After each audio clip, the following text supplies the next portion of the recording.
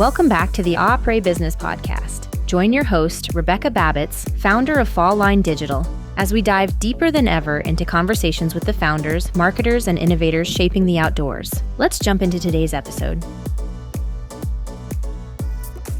So we talked about the partnerships with the brands. We talked about influencers, affiliates, content creators.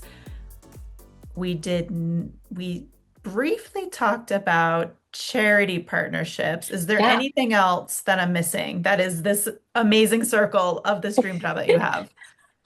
So the T9 Fund nonprofit part of things, and then I run our PR in partnership with Anna Avery.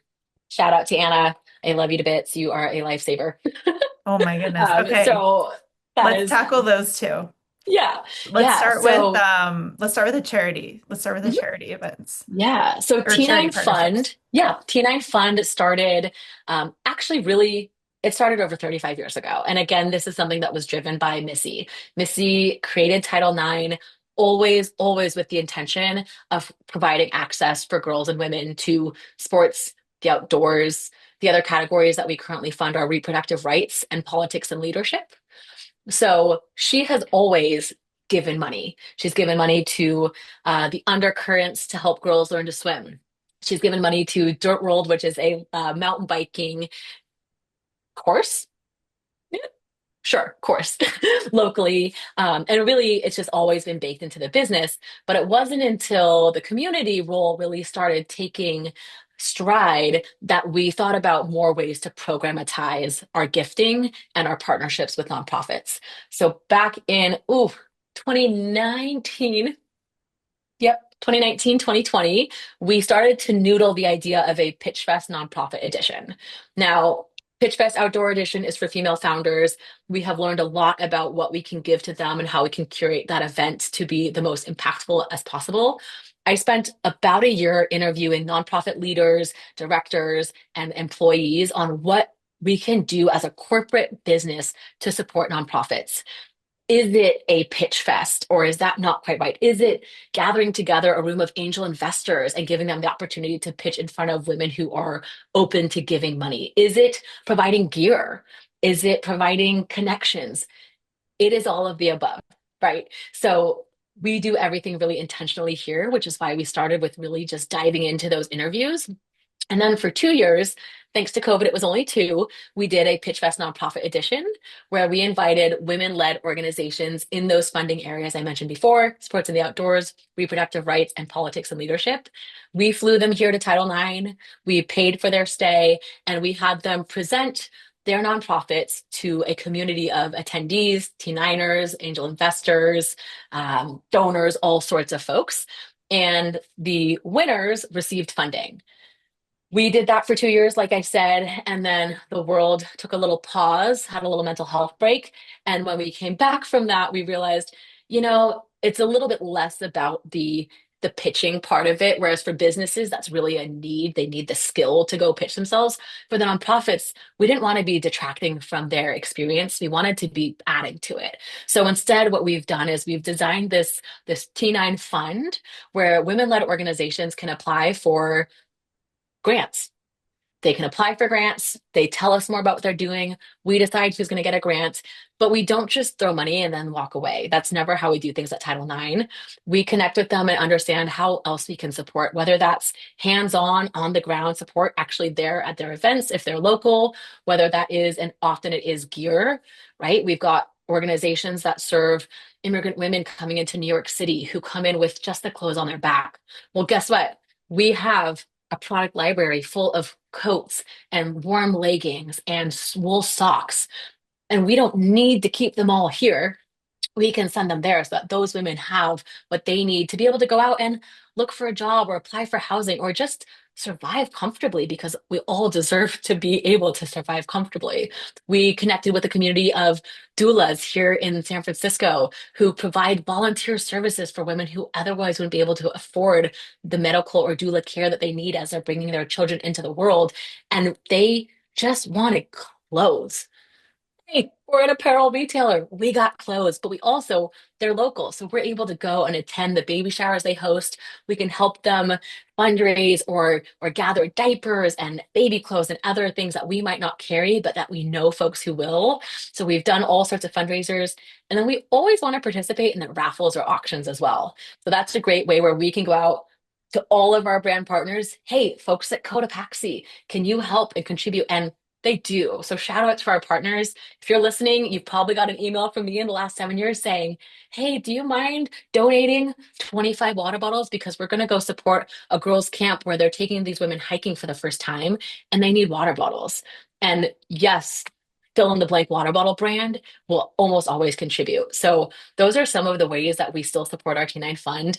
I also continue to have monthly calls with all of the executive directors from those programs so that, again, we can continue to provide a lot of the same resources we provide our women owned businesses. If they need help balancing their checkbooks, we've got a financial gal. If they need help, ooh, one good one recently was setting up Salesforce for nonprofits.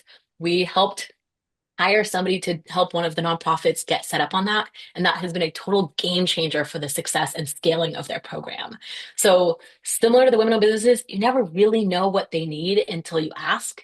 And when they tell us what they need, we figure out how we can do that within our community, our network, our four walls. And so far, it's been another real big, like, heart project. I said I was really proud of Trailblazer, but working and giving these girls access to apparel or these women what they need to be able to go out and like survive in the world and be successful is why we exist as a company.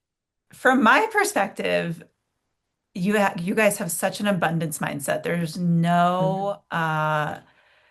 There's no shortage of good that Title IX can do. So Yeah. my next question is, you're only one person. How do you decide what to say no to when there's unlimited good and opportunity and collaborations? Yeah. And I know you said you have one person who Yes. you manage now, which I'm Yes. very happy that you have some help. But Yes. it's like, to me, it's like, it's so wild to me to hear about all the things that you manage and doing it so successfully and Yeah. doing it with so much heart. How do you decide what to say no to and what to turn Yeah. down? That's the worst part of my day every time. And I do say no sometimes. I actually just in our company meeting yesterday, we were presenting on our personal goals and some things we won't do. And my won't do was I won't say yes to every opportunity. It is not naturally who I am. I am a yes girl, and I know it's hard because I know there's something we can do to help everyone, right? So a few things, right? We've set these parameters in place, for example, with the T9 fund of those three funding areas, because we do stay true to our mission. First and foremost, women focused. If an opportunity comes across my inbox that is not women centric, it's a no. That even includes, sorry to my colleague who asked for donations for his son's soccer team. No, let me know when your daughter's soccer team needs a contribution, though. That is not to throw shade at the men or the boys of the world, but they have what they need. Every other company out there is providing it for them. So first and foremost, women. That is the first barrier. From there, it's again the longer term partnership. If somebody comes to me and is just wants us to throw money or product at a problem, but doesn't want to engage deeper with the community, they're probably not the right fit for us. And that's not to say that they don't have a great initiative. And that's not to say that I don't still want to help. But if there aren't other ways that we can support them and they just want to say, hi, we're just dropping in for $10,000 piece, that's not for us. We want someone who's going to also then say, and we want to come and educate your community on what we do. And we want to come in and attend your pitch fest or participate in this other way. Or they want to attend the calls and provide their learnings and understanding to the other leaders. Because that's really a big part of those calls is just knowledge sharing. And then I will also say, I'm coming up on 7 years here, and a lot of it is trusting my gut. And I would say, especially with like our content creator partners, I get a ton of emails in my inbox, but I know who is truly a Title Niner, right? Like, what are we looking for? And does her content fit that? Does her personality fit that? If I leave a call and I'm like, hmm, I could say yes. And a few years ago, even last year, I probably still would. And I would try to make it work because I know that there's probably a way, but then I exhaust myself and burnout is real, y'all. And I love my job and I have more energy than 10 people combined, but I still get burnout and I still get exhausted. It's still a job. I still write emails. I still create documents, right? It still works. So that has been a really big personal learning for me. And I tell my coworkers all the time to keep me honest to that of I can't say yes to every opportunity because then I'll never be able to get deep into it with anybody. And we won't ever really truly have those meaningful connections if we go too broad. It has taken me a long time to get to that point. I think this year I'm finally seeing that happen. My manager has been giving me a lot of tools on how to say no. I was always the girl who said maybe later, but even that's not true. That's not fair, right? To them as well as I know Title IX, I know our brand. We support women in the outdoors. We're here to exist to create a community of outdoor risk-taking women. If it doesn't align with that, then it just doesn't fit. And then I will offer them some suggestions of where maybe they can go. So I still don't quite, right? Right. It's a no, but check out these women-owned companies that might be a better fit. Or if you want, I have an email address for the folks at XYZ place, and maybe they would be more aligned. If it's more about sustainability, right? There are incredible places that focus on that. Check out Cotopaxi, go to Patagonia. If it's about breast cancer, go check out Handful, right? There are people who are in those lanes who we want to connect you with, but we need to stay in our lane of women's gear, outdoors, risk taking. I love Yeah, that. it's hard. It's not natural for me. Um, would you say that is the hardest part of your job? That looks, what looks easy from the outside for some people that is actually really hard? Is it just that? Is it A just great being able question. to say no, or are there other hard parts of your job Yeah, that? I would say that's the hardest for me personally, just because of who I am. I think that if somebody was looking from the outside, somebody who came to Pitch Fest, for example, it might look easy. It's really hard, but it is easier because those relationships are things I'm fostering and nurturing all year round.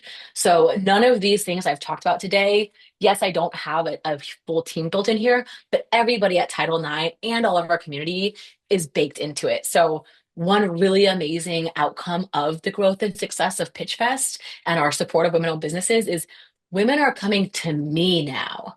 They're coming to me and saying, I'm an executive coach and I would love to offer my services to help these women prioritize or goal set.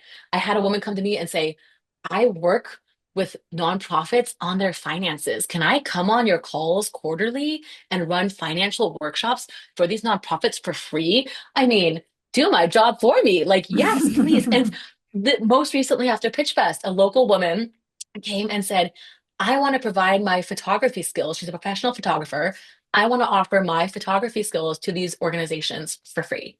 I mean, that is unheard of, right? Those are not cheap things to be offered to folks. And so this year, we'll probably do a little mover maker photo shoot in the days leading up to Pitch Fest with Benedict because she's come and offered her services. And that has been like so incredible. It's just to see all the ways that women are stepping out to say, I can support in this way.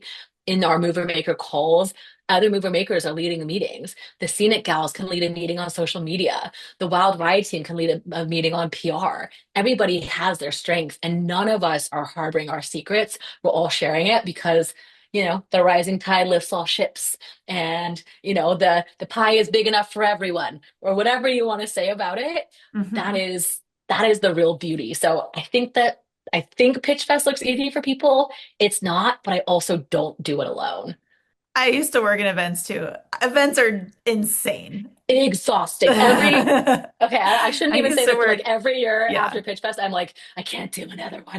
But it's also the most fulfilling couple of It's the days. most rewarding. It really is So because it brings rewarding. people together and like that's it at the end of the day and it creates memories that will long outlast all of the Yeah, blood, sweat, right. and tears And that it it took to get really there. changes the trajectory of these women's businesses and their futures. And anybody who's listening who's ever planned a wedding, it is essentially planning a wedding every single year. Like, no joke, a big Yep. wedding, a wedding with 200 people every single year. So it's, it was extra fun when I was also planning my wedding. That was rough, but we're done now. Oh my gosh, you had all the skills you needed. You just didn't have the time. I honestly, planning my wedding was the worst thing ever because I was planning everything else and I was like, I don't really care about the flowers. What I care about is making sure that these women-led businesses and nonprofits have what they need. So we hired a wedding planner to help. There's people who do that. Yep. That was smart. Look at you. Look at you Outsourcing. Yeah, guys, outsourcing. that's what it's about. It's just, women supporting women in all of the ways. So, Um, I wanna go back to marketing for a sec. Marketing and product. Blah, blah. I might have just ruined the flow. no. Do Podcast you know editor, that I help me out produced our here. This photo is shoots? awkward. Do I'm you know I just produced like, our photo shoots for 2 years? what? I produced our location photo shoots for 2 years. So I know all about the marketing and creative side of things. I was on location every month for a while. Oh my gosh. Hold on. Let me. Mm, mm. Um. Oh, that's a good one. Okay. Okay. Podcast editor, chop that out. Zzz, slice it up. Uh. So, I guess my biggest question too. So the Pitch Fest that happens every year, the big wedding, how do you grow that while still making it feel super intimate and special? Yeah, that's a great question. And we have toyed with opening it up to the public and making it bigger. We have toyed with taking it to an auditorium. So, for context, our Pitch Fest is held at Title IX here at our headquarters. We host it on our sport court in our backyard, so it's outside. When we first did it, the very first year before I was here in 2018, there were 20, 25 people. Now we have about 150 each time. So it's grown in a few ways.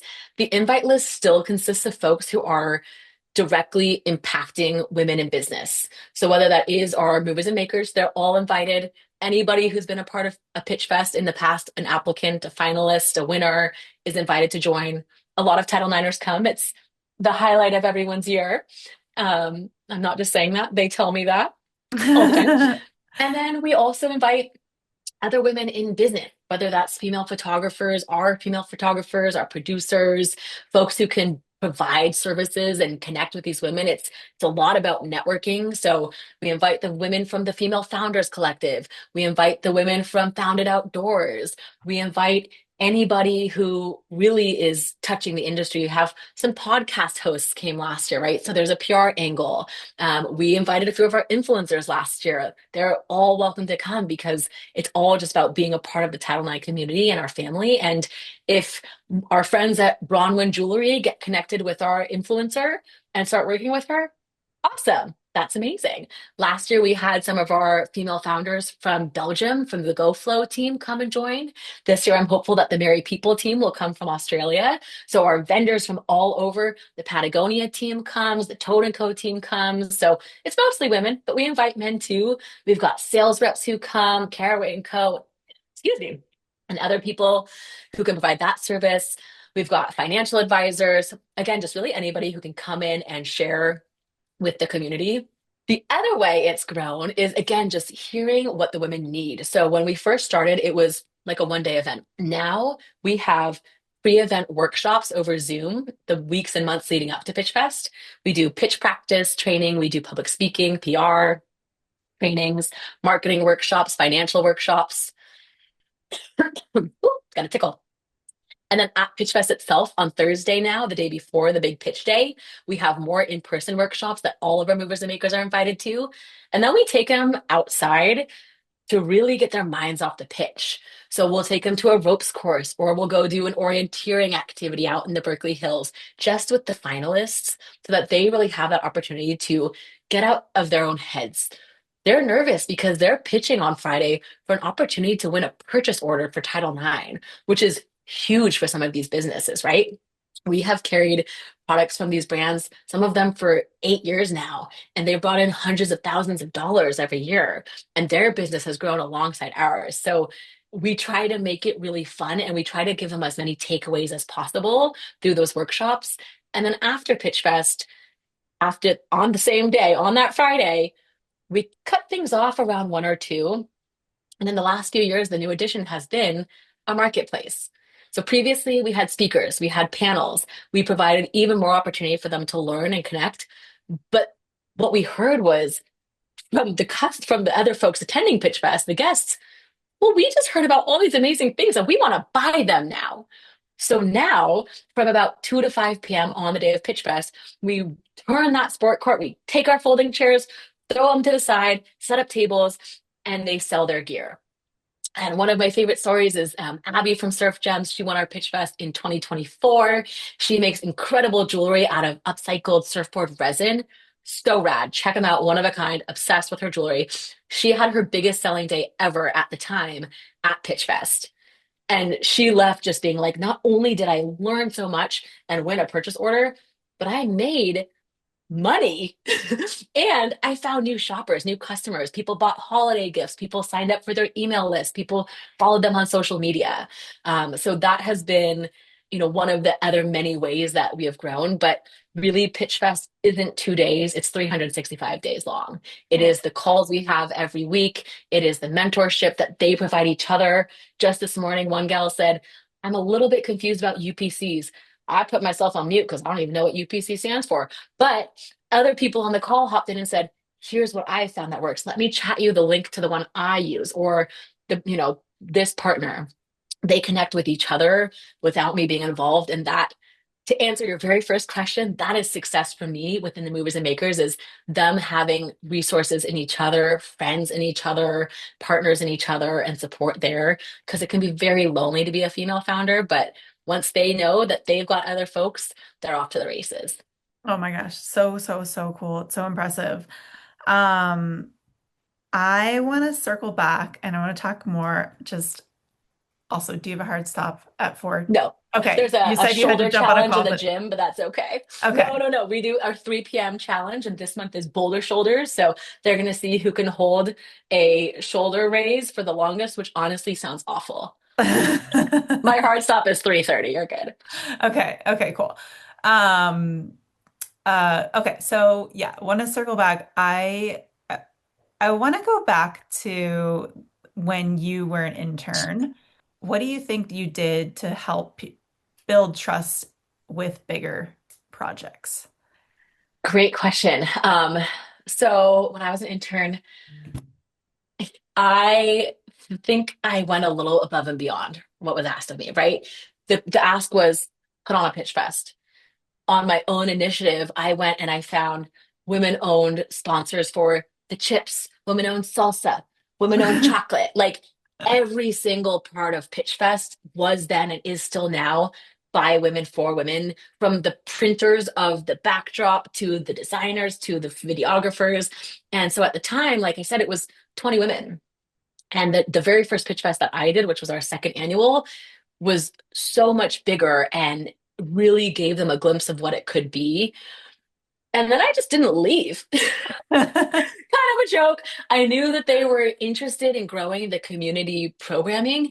And so I just made myself available for whatever they needed. And candidly, that included teaching Missy how to use Instagram.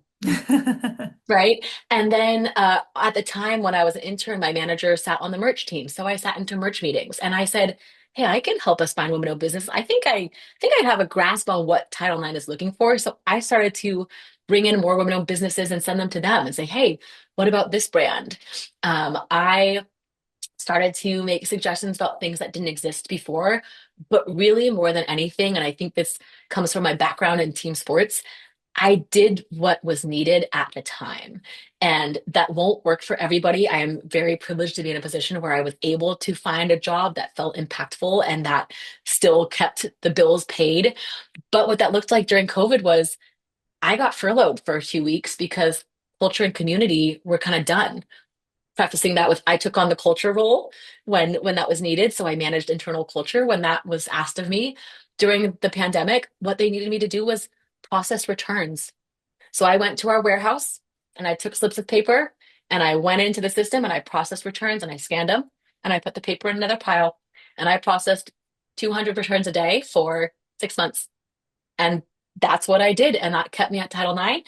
We came back from COVID and they said, "Hey, will you manage and produce our photo shoots?" I have no experience as a producer. I am creative in my own way, but that might not be the visual way. Yeah, I can do that. That's basically relationship building. That's basically planning a million little events. So at the time, we were doing over 25 photo shoots in person every year. And I was the one finding the models, putting the outfits together with our stylist, working with the producers, finding the locations, and then going deeper there to say, okay, we're going to shoot in Costa Rica. Can we find a woman owned surfboard company to work with? We're going to hold kombucha in this photo. Can we find a woman owned kombucha can to be using? And so just really saying yes to whatever the team needed allowed me to then finally step back and say, hey, I've been doing the photo shoots for a little while now, and that's not my passion. And what I learned from that is how important it was for me to feel like I was in a role that was making an impact. And not to say I stopped doing Pitch Fest during those times, to be very clear, I still ran community while running the photo shoots, but I said to them, hey, I need to be somewhere where I feel like the work I'm doing is making a difference in the world. And I didn't realize that about myself at the time. It was clear, I just hadn't put words to it. And so Hmm. having that experience allowed me to see this isn't for me. So thankfully, they had at that point, 5 years into my career, seen my value and seen what I could contribute to Title IX as a brand and to our community. And they said, great, thank you for being self-aware and sharing that. Let's have you onboard someone else to produce the photo shoots and let's get you back into community and culture where you belong. So for the last 2 years, I've managed community and culture. As of about a month ago, I was able to pass off the culture piece and let someone else really take ownership of that, which is the goal, is to foster someone else to own that so that I can really dig into our content creators, into our T9 fund, into our movers and makers, into our partnerships, which is growing every year and changing. So there has not been a single year where my job has looked the same, and I like it that way. I love that. I love that for you. And so what advice would you give to somebody who either wants to work for you or wants a similar job as you in like whatever, say 3 years, something like that? Yeah. Yeah. I mean, honestly, I never could have seen myself in this type of job. If you want to do something like this, be willing to start where the need is and contribute in the way that is unique to you. I know I am a very talkative, very outgoing person. I gain energy through in-person interaction. Most of my colleagues look at me and are like, I would never want to do what you do. But guess what? I wouldn't want to do what they do either. And that's what makes it so beautiful is my colleague loves working in her Excel spreadsheets and crunching the numbers. I couldn't do that every day, right? And so what just understanding that each unique person has something to offer, be true to who you are, but also be willing to go out on a limb and say, I'm going to take that internship. I was 25. I was a 25-year-old intern. I wasn't making bank, but here I am 7 years later, and I get to really do and create what I want here at Title IX. Um, I would also say, if you want to come and work for me or with me, let's do it.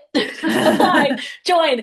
But there are opportunities out there. I thought I would be in education forever, and maybe I will be again someday, but I can see so much of what my skill set was in education and even a lot of the things that made me who I was as a kid coming into my role now, right? When I was younger, I was very competitive, but I also really liked to get people to like what I liked. I was a little 10-year-old influencer.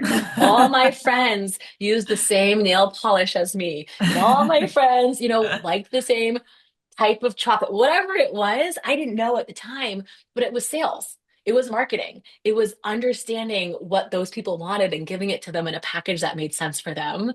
And that works for me, but not everybody's me and not everybody's you. And that's what makes the world so amazing is there's a spot for everybody. There's a company out there. If you want to work in a role that has impact, be choosy. Don't settle for something that feels not aligned with who you are because you will burn out. It is a lot to work, right? Like we go to work every day. It doesn't stop Monday to Friday. I'm always back here working, but I get fired up and energized by my work, by my colleagues. I've chosen to be at a company that is in person because that is what fuels me. If what fuels you is working remote, don't work at an in-person company. If you want a company that has dogs, find the company with dogs. There's enough out there for everyone. And I just think being true to who you are and recognizing that you are special and unique in your own way is really a superpower. And then just do your job well and be a team player. Yeah. Right? I think that's so important is supporting your teammates, supporting your colleagues in whatever way they need. And in the end that, you'll need their support at some point too. I know I do. And I'm so lucky to have so many coworkers who will come and say, I can help with this for PitchFest, or I'm happy to lead this workshop. And I really wouldn't be able to do my job without their support. Yeah. Yeah. I love that so much. And I just love the do what's needed. I feel like the scrappiness in this world is so, so important. And it doesn't Yes. matter if you're at a small company with less than 5 people or in a corporate America type of role and position. I think just the willingness to roll up your sleeves and do what's needed is so underrated. So I love that you called Scrappy that is out. And it was true to definitely your it. experience, right? Like, Mhm. really, Yeah, I really cool mean, to when I ran culture, I was loading a van and driving a van full of hippity hops to a field so that we could do our company Olympics. And I was in the van, like sweating, and I was driving the van, like, kind of terrified, but that's what was needed. And that's what I did. This has been so fun. It's been so amazing. I mean, my one last question. Okay, my Yeah. one last question, then we're gonna get into rapid fire. Um, Mm. my one last question, and it's almost like the worst question ever because I know this is not how Title IX looks at this, but like, has anyone ever been able to put an ROI on what you do? I feel like it would be like you it would be like infinity. Like you almost can't even put an ROI on it. Like, but it's a business, so it's like Yeah, I mean it's everything, right? absolutely. I'm trying to find a document now because, Oh my gosh. yes, there is. So there are numbers that support work we're doing. But to your point, that's not what we're measuring. Our Yeah. KPI is not money that's brought in. But the women that we've connected with through PitchFest, especially, have boosted our social media following, right?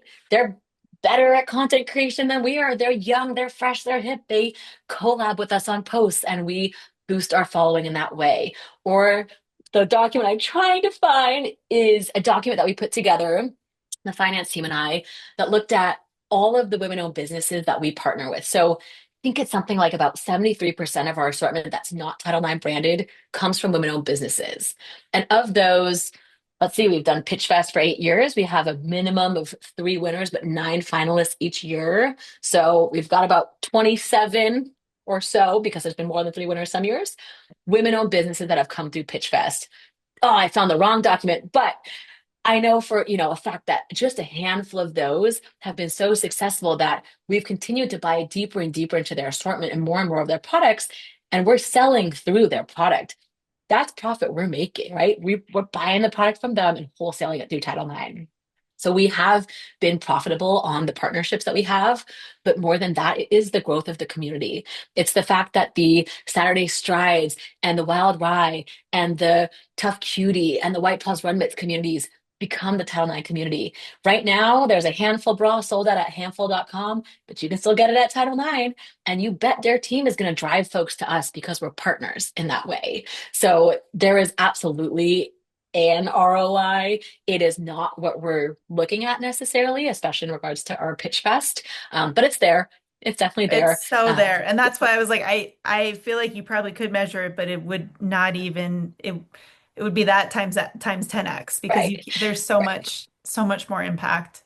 So much. And I will throw one more number out to you because I did some hard digging a year ago, so this number has shifted, but over the course of Title IX's existence, so over 35 years, we have contributed over $75 million to women. Oh my That gosh. includes women-owned businesses. That includes to women's sports. We contributed over $1 million as part of our Take 'Em for Equal Pay effort for the women's soccer team, the U.S. women's national team, to help close that gender pay gap, which they eventually were successful in. Huge win. We also have donated over $500,000 to our nonprofit fund partners, our T9 fund partners. So that $75 million, it's larger this year. Like I said, that was the number about a year ago now.